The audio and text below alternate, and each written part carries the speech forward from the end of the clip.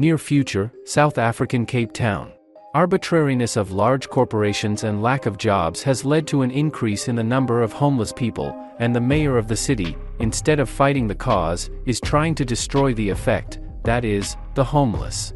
For this purpose, he has developed a drug that makes the human body melt, and is going to destroy all the homeless in the city. But a group of strays, led by the hardy Ronald, is not going to give up without a fight.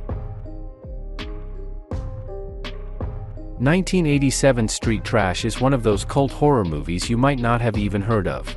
Growing out of the short film of the same name, it appeared at the height of the popularity of nauseating thrash horror flicks from Troma Company with its Toxic Avenger and Atomic School, and while initially it appeared largely unnoticed, over time, the movie came into light.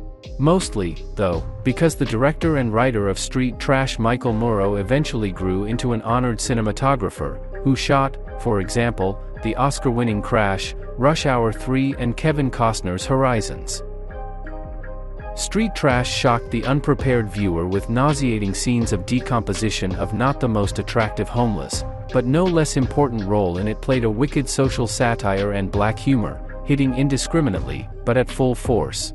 South African music video maker Ryan Kruger, who made its remake or sequel, has only one feature film to his credit, Fried Berry, but it is very similar to Street Trash in style and spirit, and its main actor Gary Green appears here in a similar role of a crazy bum, who sees everywhere a blue man, an evil and vulgar monster, thinking only about sex and pleasures. In principle, he is not the only one with basic desires here. If in the original movie behind the nauseating makeup and vulgar jokes hid some thoughts, in the new Street Trash all the socializing is barely noticeable background noise, and at the foreground are attempts to shock the viewer. To shock with nastiness in the form of human bodies sprawled in slime, to shock with crude toilet gags, to shock with jokes about sex and drugs, to shock with paradoxical tirades about the fact that Peter Pan from the classic fairy tale is a pedophile, and the real hero is Captain Hook, who tries to free children from his oppression. But all this very quickly gets boring, and the authors begin to go in circles. Such movies, of course, have the right to life, but only in two cases. For example, when their creators shock to convey to the audience some important idea.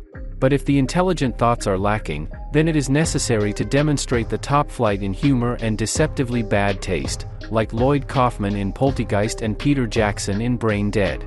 Kruger is far from these two, his movie and not particularly funny, and definitely not scary, just disgusting. Even despite the obvious fake makeup and practical effects, watching decomposing bodies, fontaining multicolored liquid, is not very pleasant. Of course, there will be a viewer for such a movie, but, as was said in 12 Chairs, even a mare is a bride to some.